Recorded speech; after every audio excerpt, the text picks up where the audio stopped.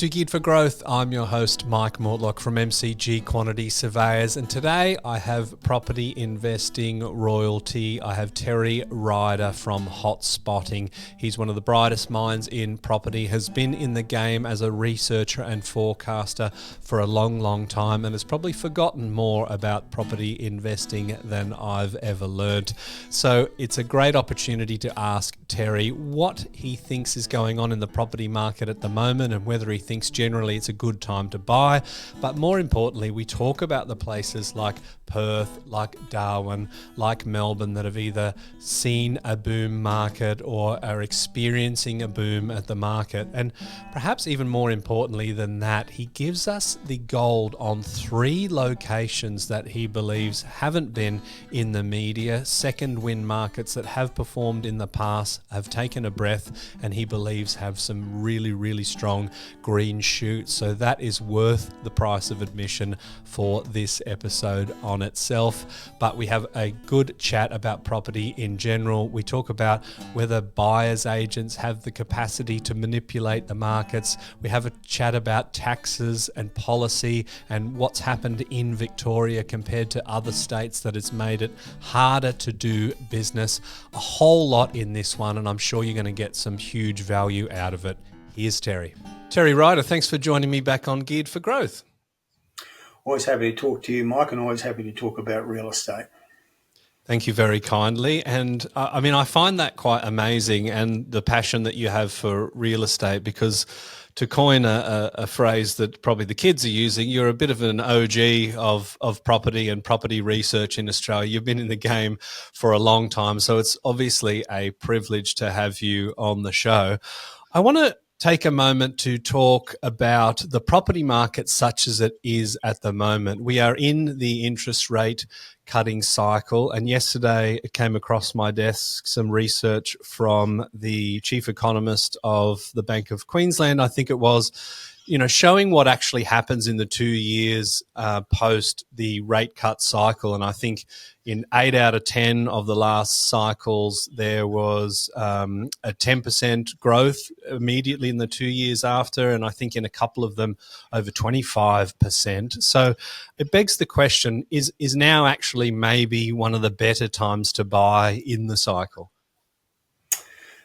Look, I think it is in many ways a good time to buy, depending on where. I think there's way too much generalisation by economists and media about the Australian property market. Is it a good time to buy? Well, it depends. I always say it's the wrong question. The right question is, where is it a good time to buy? Because we have all these different scenarios playing out, and I think economists tend to oversimplify things and talk about one market in Australia and relate everything to what's happening with interest rates. And, if you believe in the interest rate theory that everything's dictated about what's happening with interest rates, then you can find evidence to support your theory. It's like somebody said, if you torture statistics enough, it'll tell you anything you want to hear. And I think this is a case in point. I think I can tell an opposite story. Look, the economists for the major banks, at the start of 2023, they said prices are going to fall across Australia because interest rates are rising. And they didn't. Then at the start of 2024, they said prices are going to fall 10 or 15% across Australia, pretty much everywhere, because interest rates are high. And that didn't happen either. We've had some notable booming markets in Australia in both the capital cities and in regional markets. It's not really about interest rate trends. Otherwise, the same thing would be happening everywhere. And if they were right, prices would have fallen last year, but they didn't, except in isolated instances. And I'm just seeing the media every day, this reaction to a couple of small interest rate cuts, that we're going to suddenly have booming markets everywhere. It's not going to hurt, but it's not going to precipitate a property boom. The markets that are rising were rising before interest rates were cut in February and more recently. And we've got to remember also that that was preceded by 13 interest rate rises and then rates staying at those high levels right throughout last year. And despite that, we had, Perth, Adelaide, Brisbane, the Gold Coast and many other regional markets delivering boom growth. So I do think it's overrated as a factor. I think there's good places to buy. It's a good time to buy in certain locations for other reasons. You raise a good point, because you can't buy the median of Australia, you can't buy the median of Sydney or the median of Melbourne, but that's kind of where the reporting is kind of dominated. When Yeah. we talk about a time to buy and in terms of a location, one thing that I've kind of seen become a really pervasive notion is this idea that there is this magical mean reversion. So I've got in front of me a 5 and 10 year growth chart. That was the CoreLogic stuff from the end of May results, and we can see, for example, in the past 5 years, Brisbane, Adelaide, and Perth, 73, and 80% growth. Sydney 32, Melbourne 12. Melbourne's the real standout, and I think a lot of people are saying, okay, well, it's Melbourne's turn. Like, property markets are a bit like pass the parcel, and you go to the next one and it's their turn. They're due, there hasn't been around the circle, so it's their turn. I wonder how you feel when you hear people talking about, okay, well, this market is due because it hasn't done anything for a while. Yeah, well, I don't agree with that, certainly. I think Melbourne, we think Melbourne is actually at the beginnings of a recovery phase, but not because it's its turn. I don't think it works like that in real estate. If the fundamentals aren't strong, it's not going to rise. It can go with 10 years without its turn. In fact, Perth, prior to its recent boom, had 10 years without any growth at all. The Sunshine Coast, which led astray with price growth from, say, 2020 to 2023, in the preceding 10 years, it was just completely flat, no growth. It was well past its turn, but it didn't rise because its turn was due. It rose because there was a $20 billion infrastructure program happening. The new hospital, the conversion of the airport to international, the creation of a CBD from the ground up in Maroochydore, and a whole lot of other things happened, creating a lot of jobs, a much higher level of an amenity, a much stronger and more diverse economy, people coming to live on the Sunshine Coast and work in those projects or the completed hospital facility, and that pumped up the property market. So I think Melbourne's rising, but because there are some fundamentals in play, its population growth is very strong.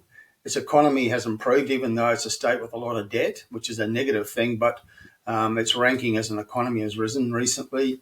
And it's very good value for money buying at the moment, because for the last 2 years its prices have dropped a bit, whereas in other cities they've risen a lot. So it does have its attractions for people, and we're starting to see people consider Melbourne and start to act there. But they need to keep in mind also that it has the highest property taxes in the country, and a very unfriendly state government doesn't particularly like investors very much. So all of that needs to be weighed up.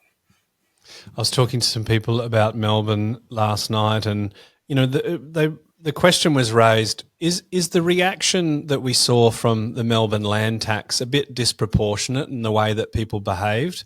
Because it's easy to understand. You can download the tables and figure out how much you're paying and price it in. But I think with Melbourne, what people sort of don't realise, that it was kind of the sum of things, the lockdowns, the minimum standards legislation, the cost of the lockdowns, the headwinds for investors given the state of the economy. It's not really just that one thing in isolation, right? It does kind of seem that Victoria is less open for business for investors than, say, Perth. And I think a good way to kind of elucidate that is the Airbnb market. I mean, both WA and Victoria wanted Airbnbs on the long-term market as much as possible. So Victoria put in a 7.5% tax. WA gave a $10,000 bonus if you put your property on the long-term market. I feel like that's very indicative of the difference between the appetite for investors to transact in those states. What do you think? Yeah. Oh, absolutely. And it's indicative also of, the different approaches that politicians can take. You can take the carrot approach or the stick approach. In Western Australia, they've opted for the carrot approach. They've provided incentives for investor owners to put their properties into the permanent renting pool rather than short-term like Airbnb. Whereas in Victoria, they've taken the stick approach. If you don't do what we want, we will punish you with punitive taxes. That's their mentality. And I think they've been far more enlightened in Western Australia, and they've got better results as a consequence. I mean, in Victoria, according to the figures, they've lost 24,000 rentals from the market in the last 12 months. And that's quite a serious thing. Investors have vacated Victoria because of the taxes and the legislation, which is overly in favour of tenants, and too restrictive of people who are taking a big risk buying a very expensive asset. And we've got to remember that the average investor is a mum and dad family on an average income. Maybe owns one property, maybe two. They're not wealthy as the media often portrays them, and all their costs have gone up. The great irony of this rental crisis is that nobody's winning really, because tenants are obviously losing less choice and higher rents, but the investor owners, 2/3 of them are losing money week by week by owning property because their costs have gone up massively. Interest rates, insurances, council rates, government taxes, particularly in Victoria. Everything, maintenance costs, everything's gone up. And I know myself, I did some sums recently working at how much I had to tip in from my own income to prop up properties in my portfolio recently. And it's quite a large sum of money. And if you're on an average income and cost of living so high and you've got kids, you just can't afford to keep your properties, so you sell them. The only reason you're in the game is for capital growth. But for some people, even that lure isn't enough because day to day they're losing money and they just can't, the sums don't add up, so they sell. So that's not considered by politicians, and they need to start considering it because it's the reason we've got the rental shortage, and it's getting worse, not better. Well, as a bit of a thought experiment, I mean, the last time we had the ATO taxation data, which I think was the financial year 2021, because there is such a lag with it, negative gearing losses actually didn't exist on paper because we were at crisis levels of interest rates. So your average investor was positive or neutrally geared. But if you go before that, the long run average sort of seems to be around that 3.6 billion that the journalists like to say. Property investors are chipping into the federal coffers to the tune of 3.6 billion a year. However, the cost of the government replacing private investors, I mean, if you just say you take a third of all of Australian property, which is, roughly how many people rent, there's 11 million dwellings or something like that at a 780 median or something. I worked that out to be closer to 2.4 trillion than 3.6 billion. So why do you think no one is brave enough to say, okay, property investors actually have a part to play in this housing crisis? Because you can't just build. I mean, we've tried the 1.2 million. We're about 30% off, and it's unlikely that we'll hit it. But supply also includes rental supply, but it just seems to be so disincentivized and people are exiting, but we're not having that conversation. Well, we're trying to, but nobody's listening because media and politicians love this narrative that, Australia, the national sport of Australia is scapegoating, I think. And it's not just in real estate. It's any issue you care to mention, any issue we've had a Royal Commission on. We love to point the finger of blame. We always blame the wrong people, particularly in real estate. And that's why we never fix any of the problems. We just talk about them. So we've been having the conversation about affordability and the rental shortage and all of that, not for years, but for decades. In fact, you can go back to the 60s and people are saying, kids won't be able to afford to buy. They'll doomed to a lifetime of renting. It only ever gets worse because we never actually find solutions and fix the problems. We much rather blame people, and investors are a very convenient scapegoat. And it's been portrayed that way in media so many times for so long that most people accept it as the truth. It's the old Nazi propaganda theory. You keep repeating the lie often enough, people accept it as fact. So a lot of people will tell you that it's all the fault of investors and negative gearing. But a couple of points you make. If investors ceased to exist and government had to step in, it would cost them trillions of dollars. I've done those sums as well. And of course, we've got governments in debt. They can't afford to do that. Big business, by and large, isn't interested. It's up to mum and dad investors. We need to be encouraging them and incentivizing them, not punishing them and demonizing them. And, we've got to have some accurate portrayal of who they are and what their problems are, because in the rental situation, there are two parties to the transaction, the tenant and the provider of the premises, the investor. And every time a state government's legislated in the last few years to change the rules, they've gone massively in favour of the tenant. They've considered the needs and problems of the tenant, but they haven't considered the needs and problems of the provider of the asset, the home. And that's why we have a rental shortage. And until we recognise that and allow organisations like Pippa a seat at the table so that voice can be heard, then we're never going to fix it. We're just going to be blaming the wrong people, forever and a day. Yeah, look, I mean, I don't think either of us would say that tenants' rights aren't important, but if you go so far that the landlord is forced to sell, then, I mean, what rights do they have when they're looking for a new property? But look, I mean, tenants would like to have more rights with their pets and greater rights when it comes to evictions, etc. But what they want most of all is a good supply of affordable rentals. That's their greatest heart's desire. And I've got a couple of kids in their mid-20s, and that's what they want most of all out of the rental market, and they can't find it. And that's what's missing. And if you have a good supply of rentals, all the other problems fix themselves. The bastard landlords, the slum landlords, can't survive in a market that's got 3 or 4% vacancies because people are saying, no, I'm not going to rent this rat-infested hovel for that price because there's something better across the road for a lesser price. But it's only because we have a shortage that those problem landlords, and they are a minority, but they do exist, that they can survive and get portrayed in media as the norm. Absolutely. It's probably a bigger issue than we're able to solve today. And it would be remiss of me not to sort of take a step back where we were talking about Melbourne. I mean, if we look at, things like headwinds for Melbourne, the economy you mentioned is improving, but I think I've got some data here that says net debt in 2017 was around about 22 to 25 billion, and that's forecast to reach 150 billion by the end of this year. So over 600% increase in less than a decade. You're saying that Melbourne has green shoots, and I think anecdotally we're seeing it. It hasn't really been reflected in the CoreLogic numbers as yet. No. I mean, it is, of course, bouncing off the bottom, but I think the real story is that there are probably some pockets in Melbourne that have already seen double-digit growth and quite a bit more. What are the fundamentals that you see in Melbourne that are speaking to you over and above just the affordability? Because that sort of seems like the most obvious one to look at. It was in third place as the median, at the peak of its market in March 22, and now it's like a mid-packer.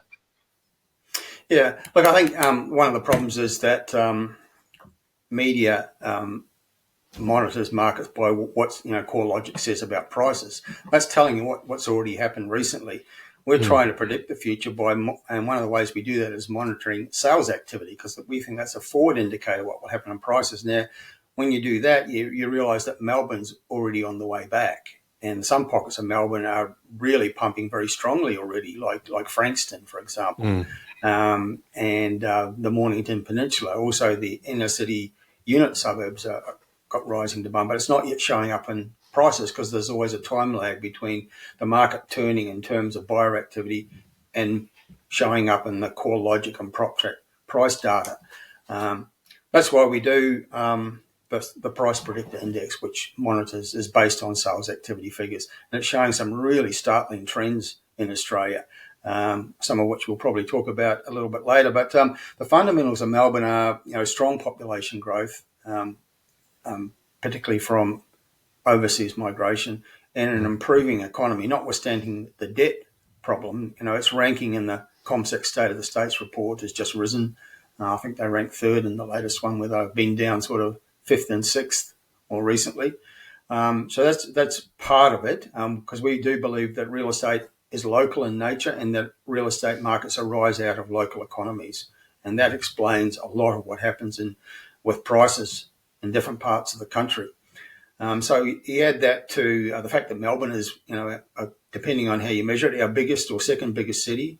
It's an incredibly important economically city, and it's a great place to live. It's a great city to be in, and it's got this affordability relative to Sydney and Canberra and Brisbane. So all of those things are part of it.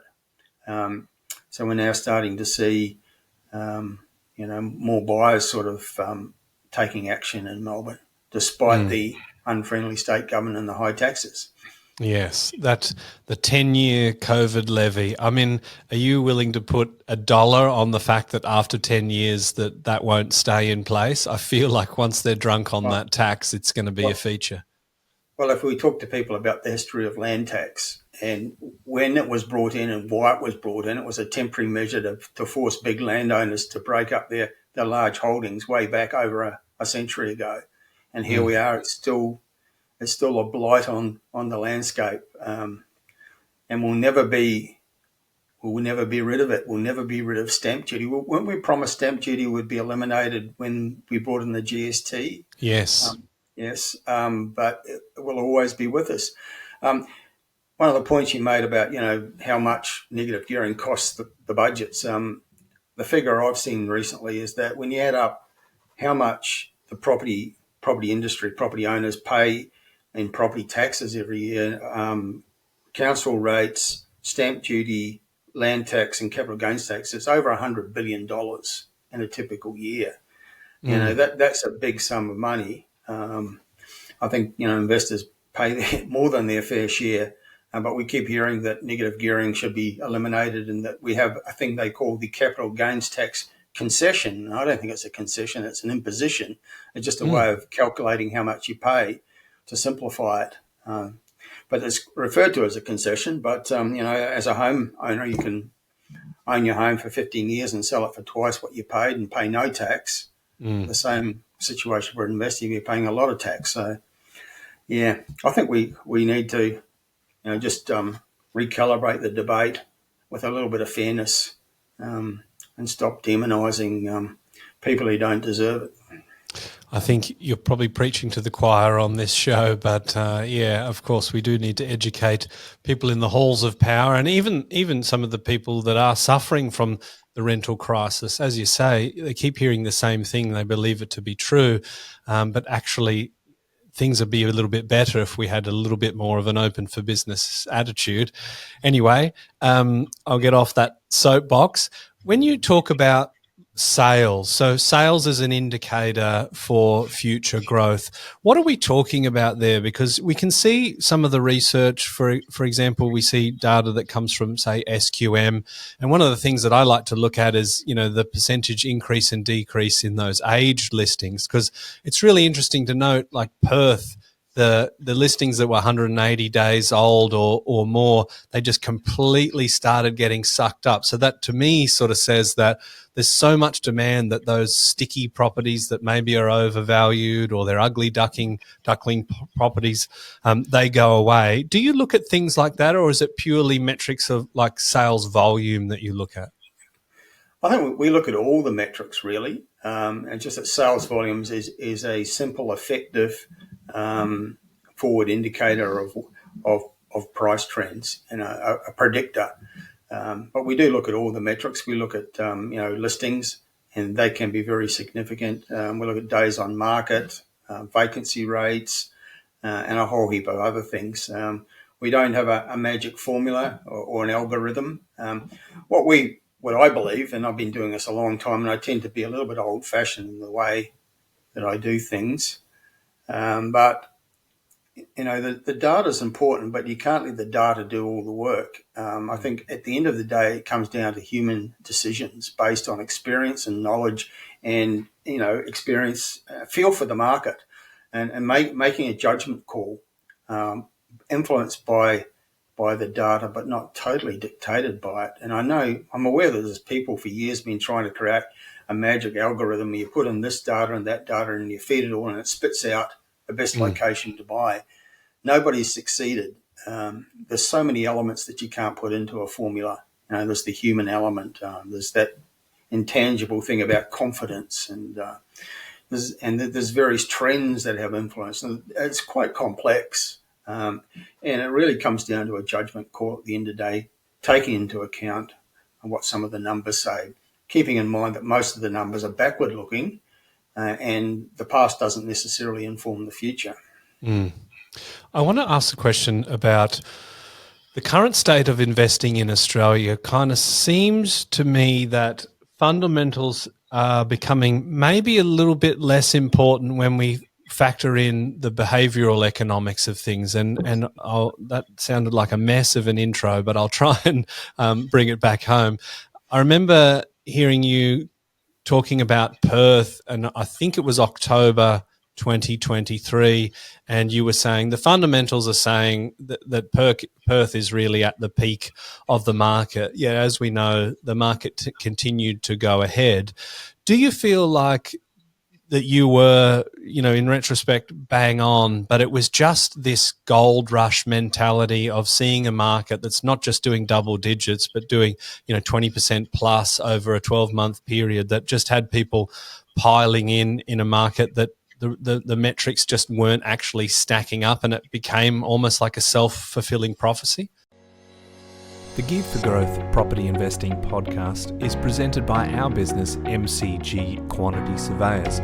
If you're an investor or a property professional looking to get the best tax depreciation deductions for yourself or your clients, please get in touch with us at mcgqs.com.au. It's our mission to help as many property investors as we can to maximise their claims and maximise their property education as well. There's several questions in that question. I'm sorry. That is a terrible interview technique that I've been carrying through my whole life. I do remember making that bold proclamation about Perth having peaked, and I think it was at the peak. But markets having a boom like that, they take a while for it to come off the peak, and it takes a while for people to sort of react to it.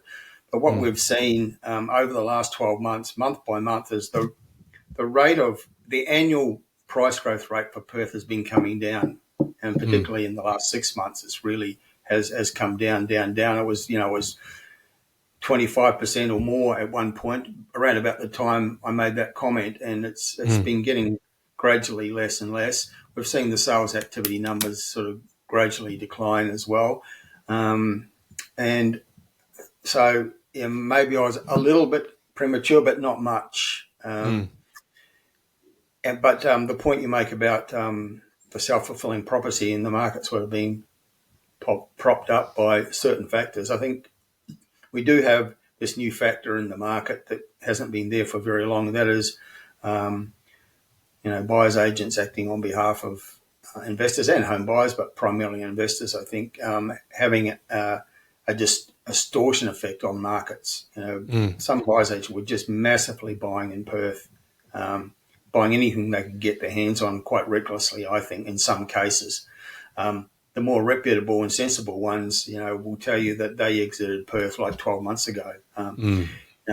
What's the point of being in a market where you've got to pay well above the asking price and have a no conditions contract, no due diligence clauses to beat the competition? It's just dangerous buying. When you've got this vast country with other opportunities, I mean, why take those risks in a market like Perth was, say, 12 months ago, when there's all these other wonderful places that have got potential for growth and you can buy sensibly?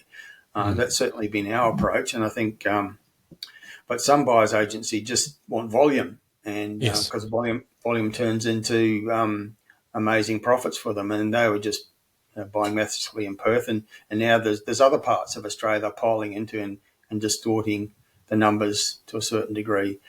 I think, that it will mean that there are owners of investment properties in Perth who may regret their actions. They may discover that the properties have problems that they didn't detect because they didn't do building and pest inspection. They may have paid too much for a pretty ordinary property.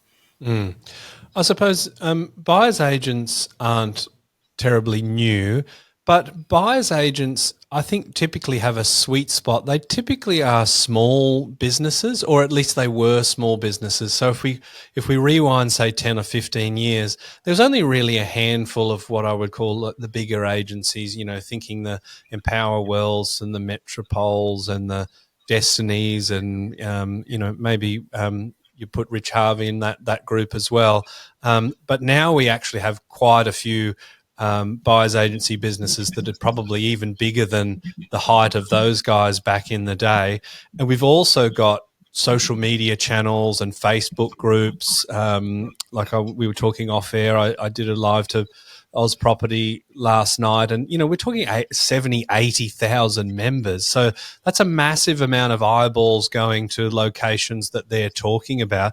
Does that fundamentally change the way that you forecast markets? And does the data kind of matter less than that actual sentiment? Look, I think the data matters because I think it comes before that factor that you're talking about. Melbourne started to stir like 6 months ago. Now we sort of hear anecdotally that certain parts of that market are really, really quite frenzied quite quickly. But the data changed before that happened, and the data changed for specific reasons. So there's underlying economic reasons why those markets started to turn. And so there's a sequence of events, but suddenly, and it's all about the herd, isn't it? Ultimately, yes, the herd starts to stampede in a particular direction, and people are natural herd animals.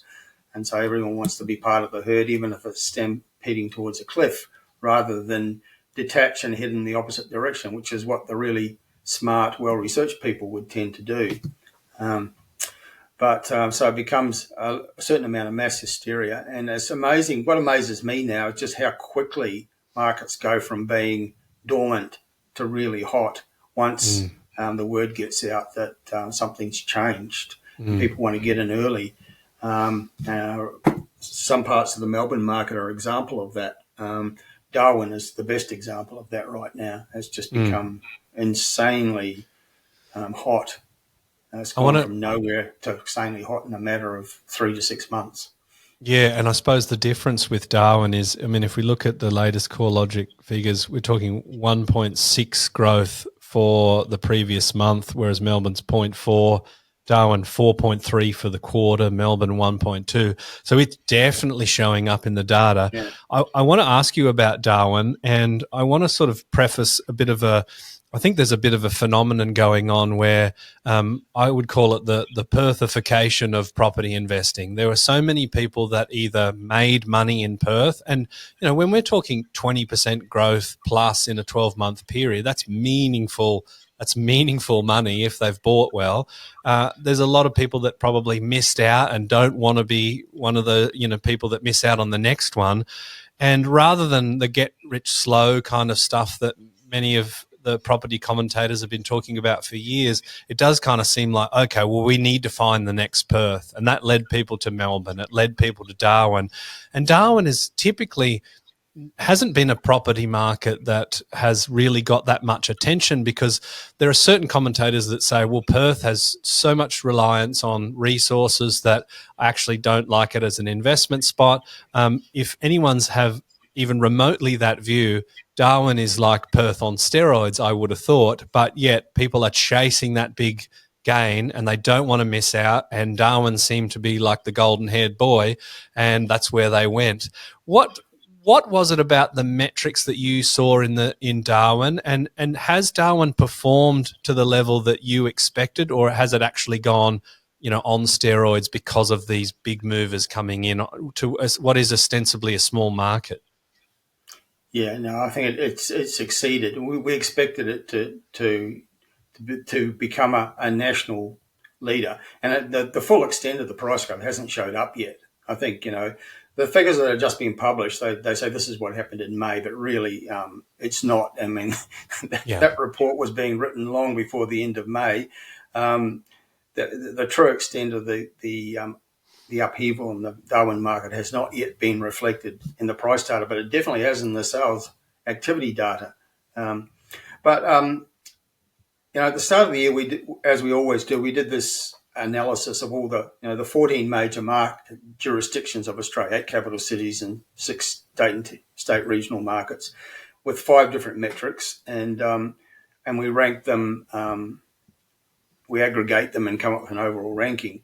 And Darwin had risen from down the bottom up to about 5th in our ranking. One of the big factors was infrastructure spend per capita. It has quite a big infrastructure spend for the size of the city that is.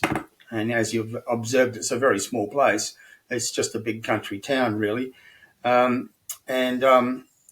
So that was a factor that we noted, that because we know from experience that infrastructure spending can be incredibly influential for property markets, because it creates economic activity and jobs and brings people into work on projects.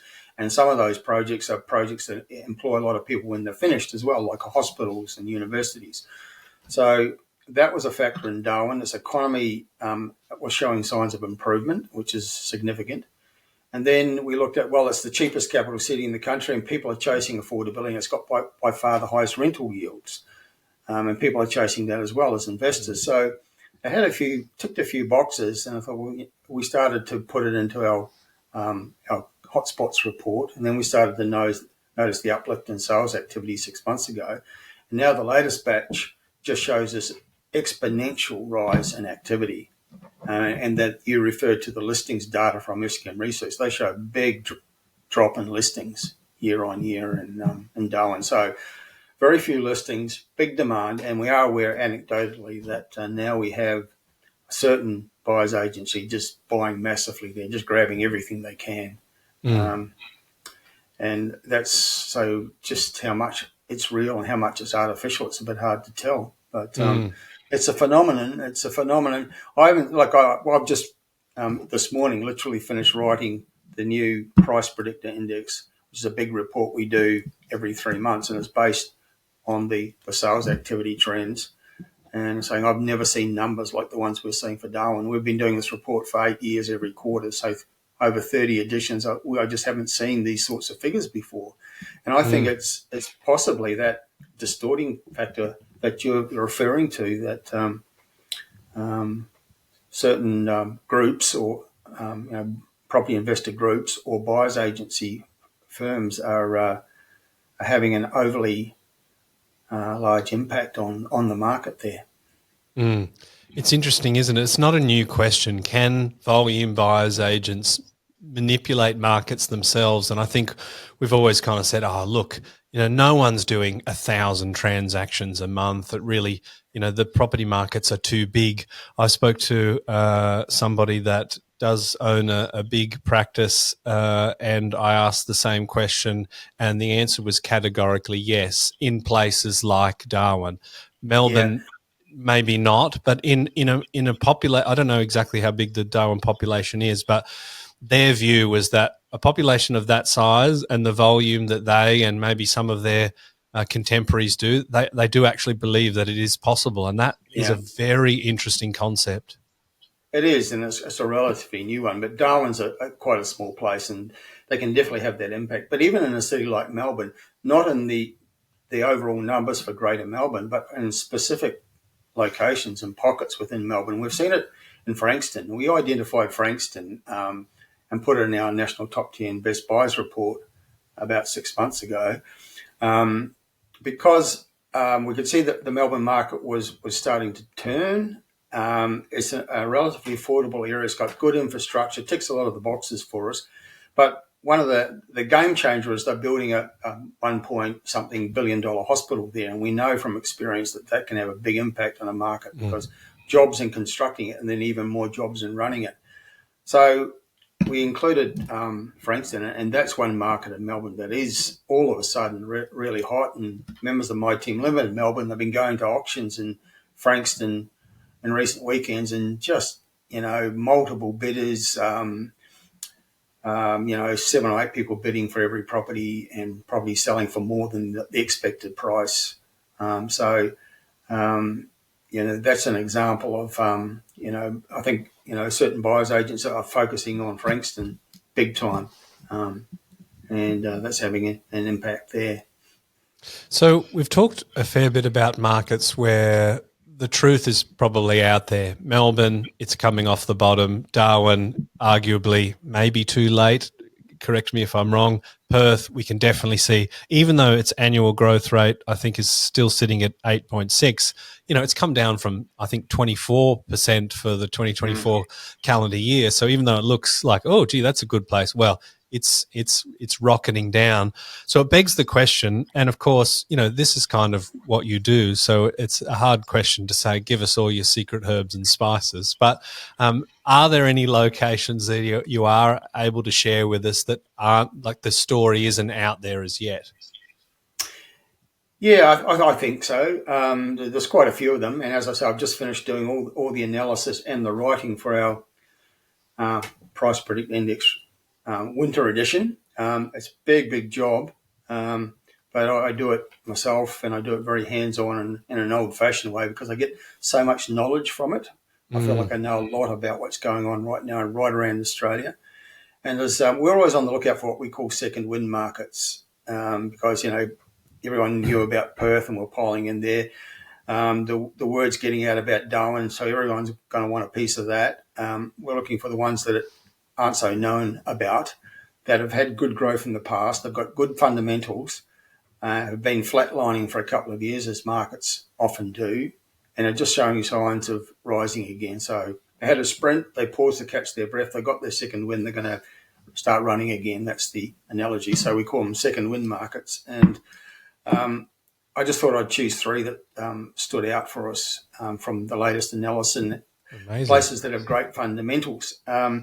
So one in New South Wales that really stands out for me is Wagga Wagga, which I think is a great regional city.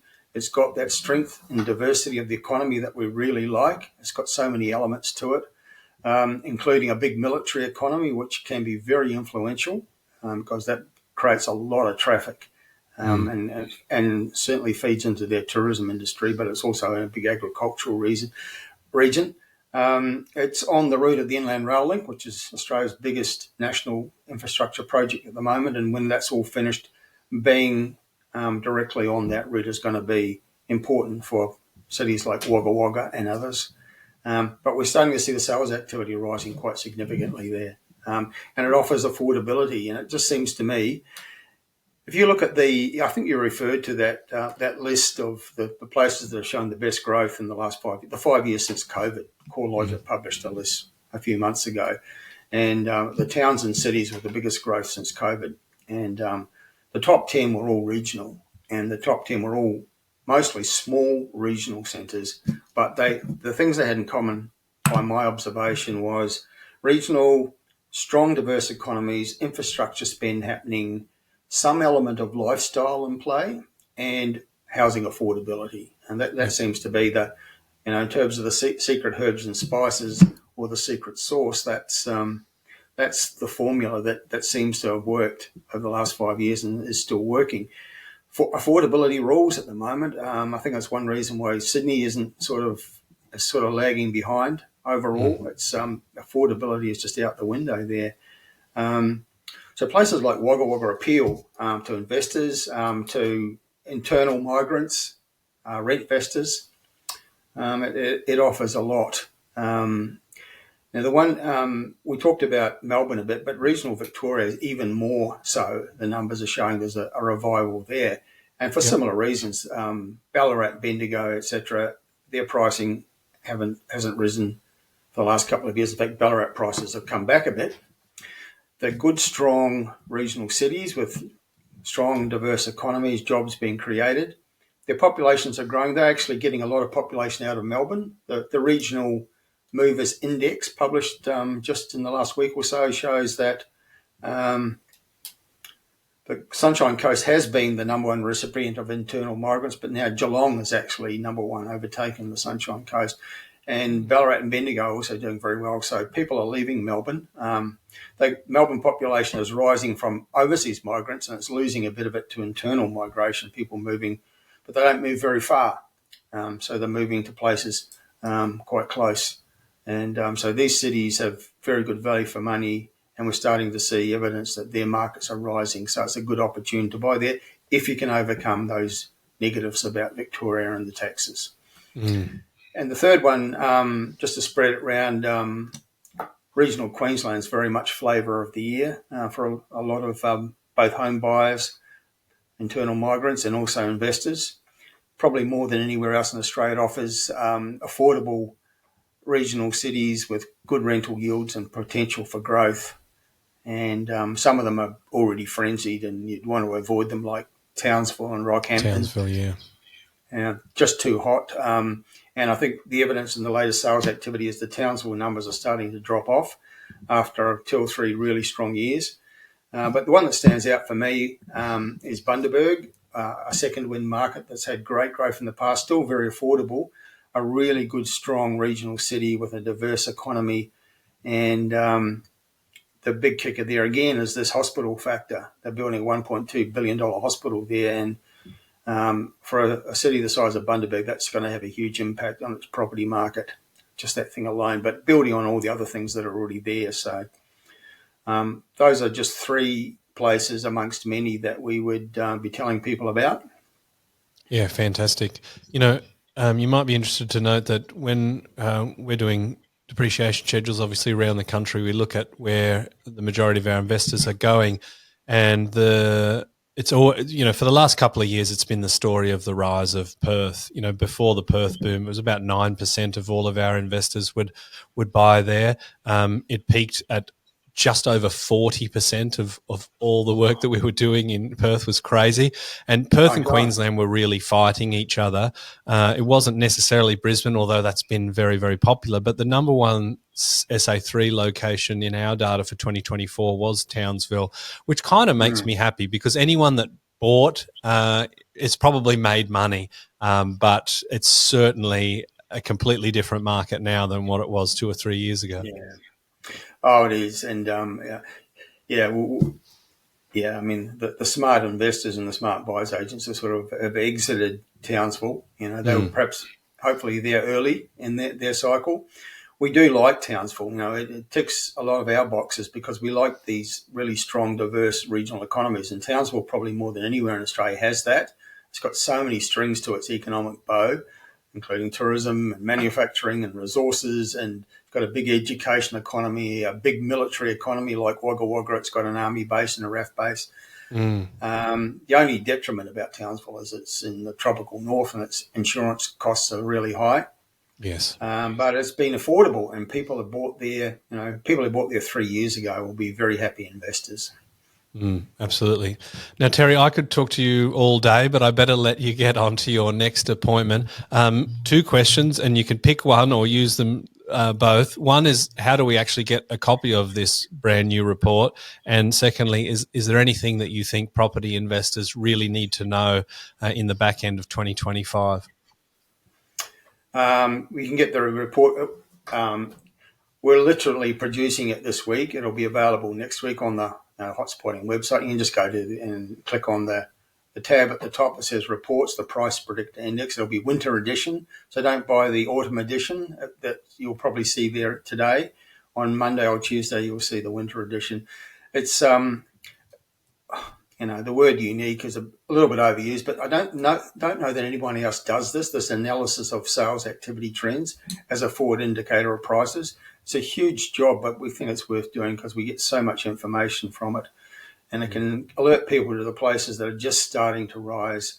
It also alerts people to the markets that are falling, the ones to avoid, because we have a top 50 supercharged suburbs list.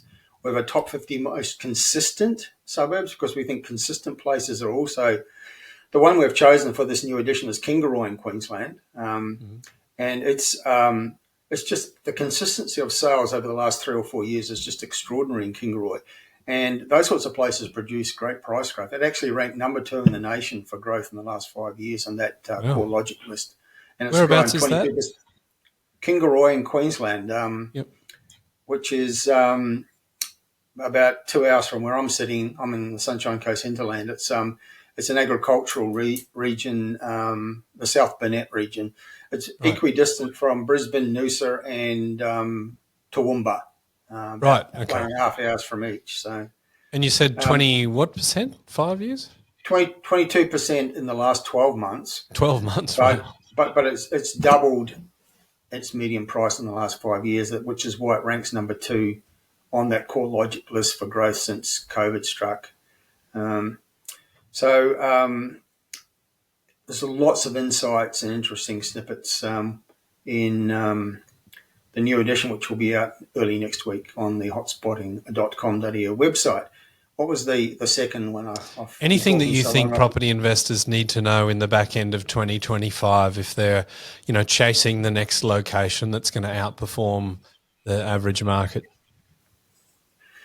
Well, getting hold of this report is a good first step. I mean, I think the danger for investors is being media driven. I think too many are, and there's just so much misinformation in media and very shallow analysis. The people writing the articles aren't experts. They're mostly recycling press releases from people with a vested interest in the message.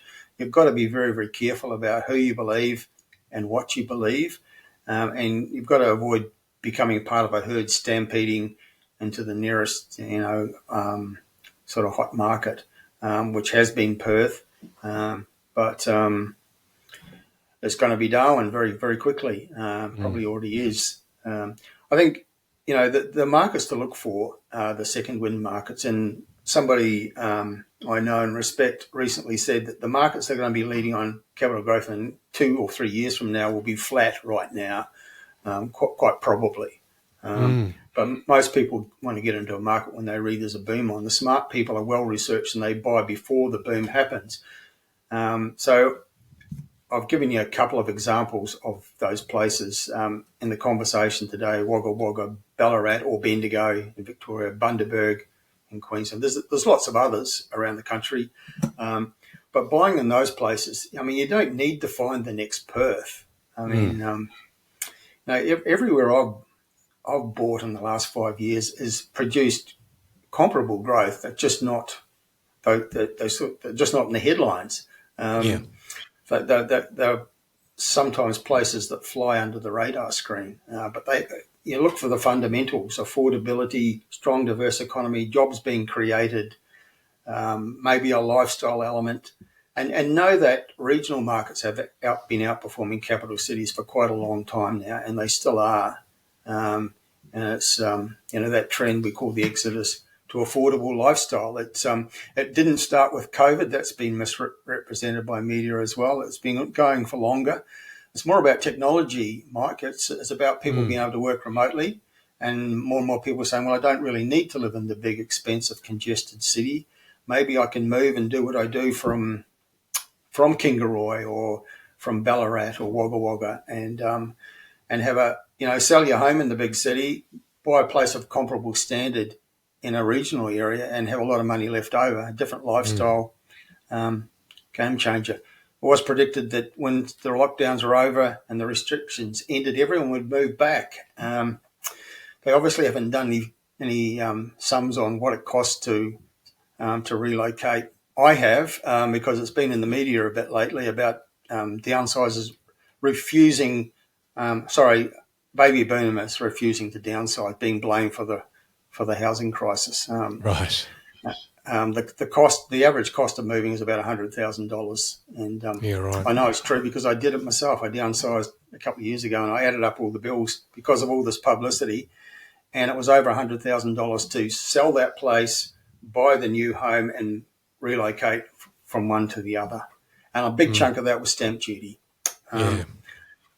So if we want people to, baby boomers to downsize and others to relocate, to have greater mobility and freeing up homes, we're going to have to address those issues.